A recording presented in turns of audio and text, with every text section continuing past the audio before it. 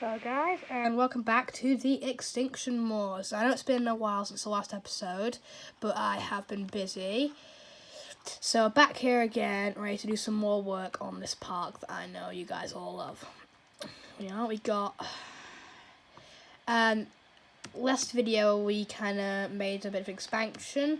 None of the dinosaurs have really moved into that yet, but obviously it does take a while in this game for them to do that. Because I see we've got this big river here that we've built. But look, kind of more wetlands going on. Let's see, here's one of our iguanodons who's kind of come near it. So anyway, today we're going to be working on just expanding this ecosystem as much as possible, and we're going to put some pterosaurs in. So that's going to be pretty cool.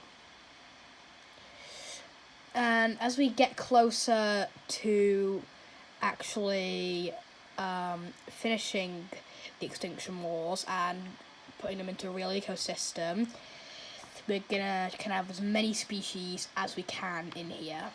So that's gonna, we're gonna do that. And over here, we're gonna build an aviary hatchery, and we're just gonna demolish this, but just temporarily. It's just temporary to get the pterosaurs in. Now we need where is it? A hyperloop station, which is going to connect to here,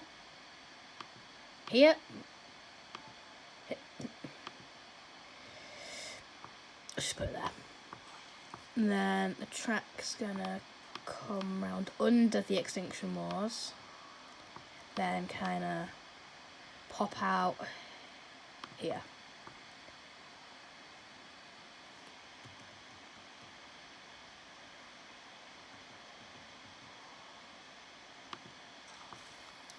There we go. Now we'll attach the path, then go ahead and attach the path over here, and we can start incubating some pterosaurs that have an ecosystem. We are eventually going to put in some aviary hatcheries, and not hatcheries, nests, and we've already got fish feeders, so we can get these in. So we are now going to put some nests in here. What do you mean? Oh, so that's a large nest to read. Sorry, wrong thing, guys. We need a flying reptile nesting area. I'm going to place a few of these into here so that when we eventually demolish this, we can have those and expand the park over here. We're going to have those ready. So first of all, we're going to get everyone's favourite pterosaur, Quetzalcoatlus. Like, come on, guys. Who actually likes these? Let's be real. Comment down below your favourite pterosaur if you disagree with me. Now we're going to modify our genome here so that it's ready to incubate properly. Now let's get this the colour we want it. That's pretty good. So now we're going to make sure to narrow it down. Same method I covered in my first ever video. Well, first of all, full length video. And while that's selected, we are going to go over to our aviary hatchery. And here we are, Quetzalcoatlus. Bing, bang, boom. Let's incubate these. We'll have two of these things into here.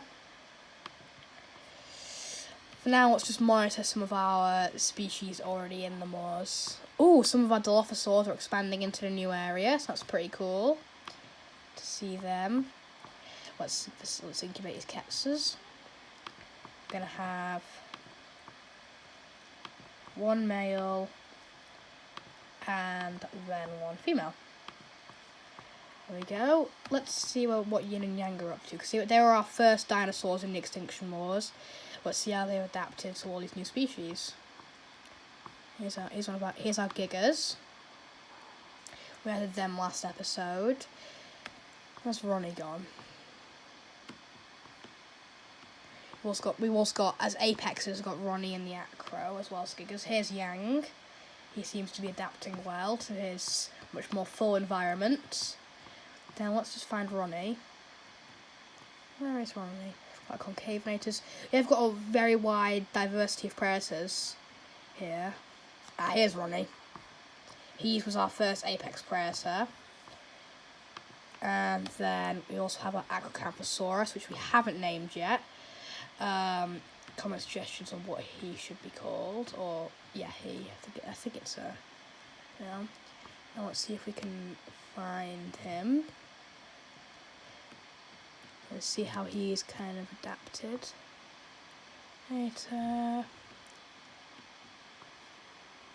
Oh, yep. Some of our Guidons and Lophsaurs are expanding. I know. Acrocanthosaurus kind of hangs out around the hatchery area, so let's try and find him. Obviously, we've also got our millions of compies, because, well, you can't have an ecosystem without millions of compies. Let's be real, guys, let's be real. We'll come back to finding him. So now, let's fully Sarketses into here. Here they are. Once again, terrible animation of them just clipping through the gate because, well, yeah. Now let's release this one and incubate some more pterosaurs. Over here, let's get something else looking up. We're gonna probably have, let's have 3 species of pterosaurs for now. Let's go with some Kaujara. He's one of the more paleo-accurate pterosaurs we have.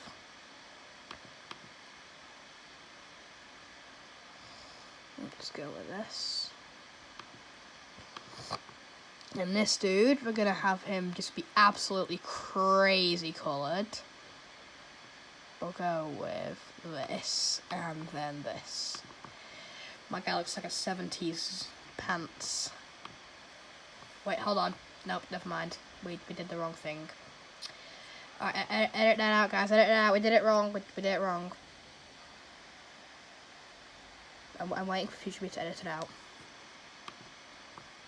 Tell no one. Tell no one.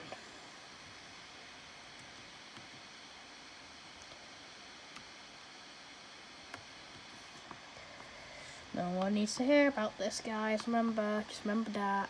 Come on, you guys know me. I never make mistakes. I'm a YouTuber. I do Jurassic stuff for fun. Yeah,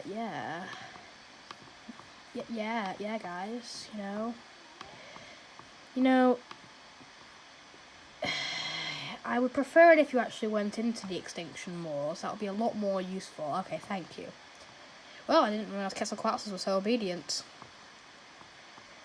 Yeah, they are pretty obedient, turns out.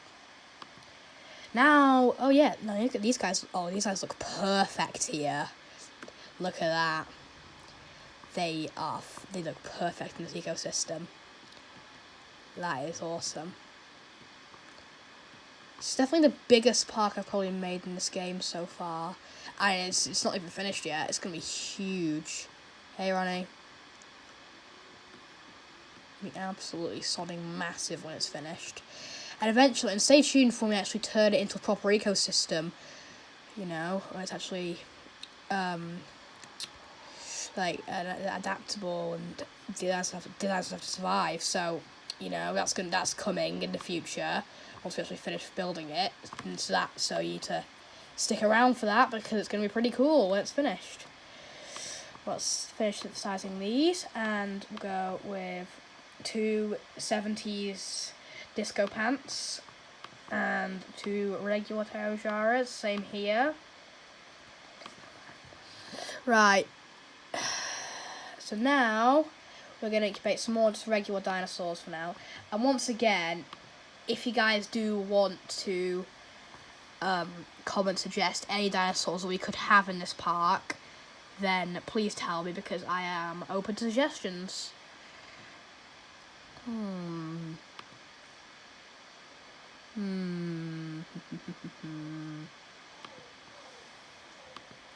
Here we go. Yes, this is a good idea, guys.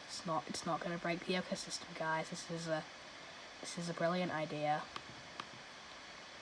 We're gonna have Utah Raptors. First of all, let's get these guys to how I want them to look. Let's go with that. Yeah. Then we'll make some of these. I think it's actually gonna fit really well into our ecosystem. To be honest, that'd be pretty good. I think that they are going to fit well. And then let's have 2 males, 2 females. Let's get our last species of pterosaur into here, which is going to be...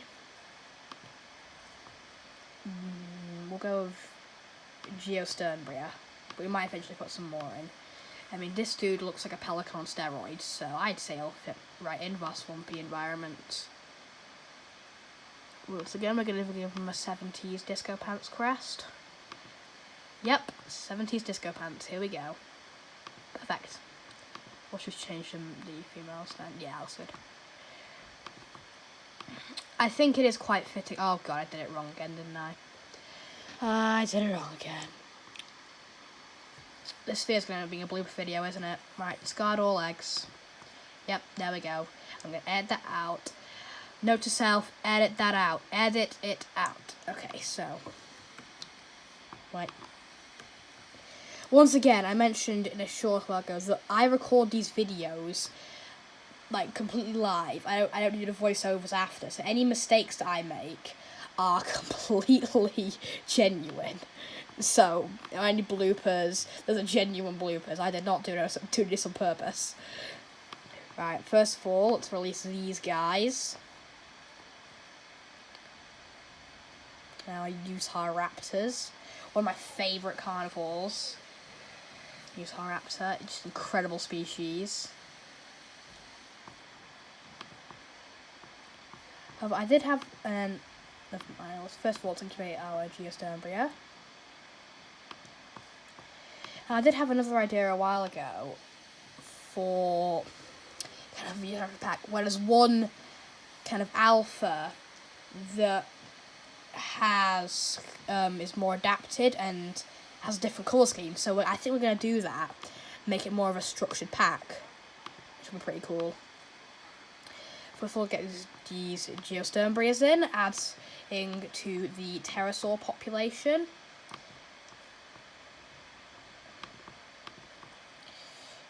And then our Kawajaras are being released as well, so we're going to have quite a few pterosaurs around here. And I am planning to eventually have some aquatic creatures as well, because if you've seen my video talking about how to make the lagoons look natural, part 2 of that coming soon, by the way, I talked about how you can kind of hide them, and then you can have them mixed in. Let's have a look at this. This is going to be our alpha Utah Raptor.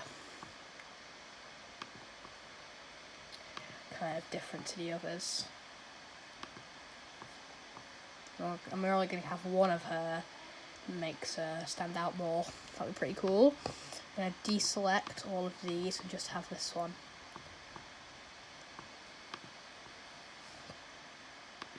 A single female. First of all, where the hell did our acro go?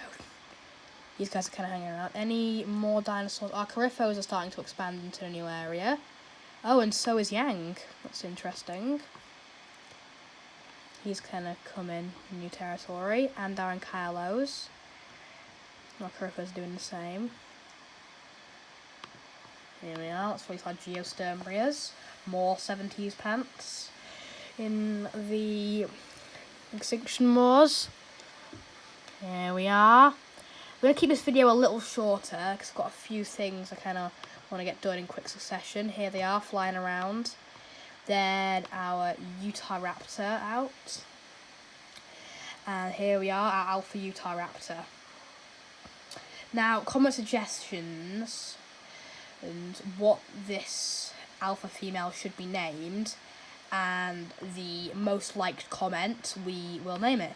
So I hope you enjoyed this video, and I would like to see me kind of expand and make this ecosystem more diverse, and I hope you're excited for when we eventually turn this into a proper ecosystem. Once again, if you like videos like this, consider supporting the channel. Goodbye.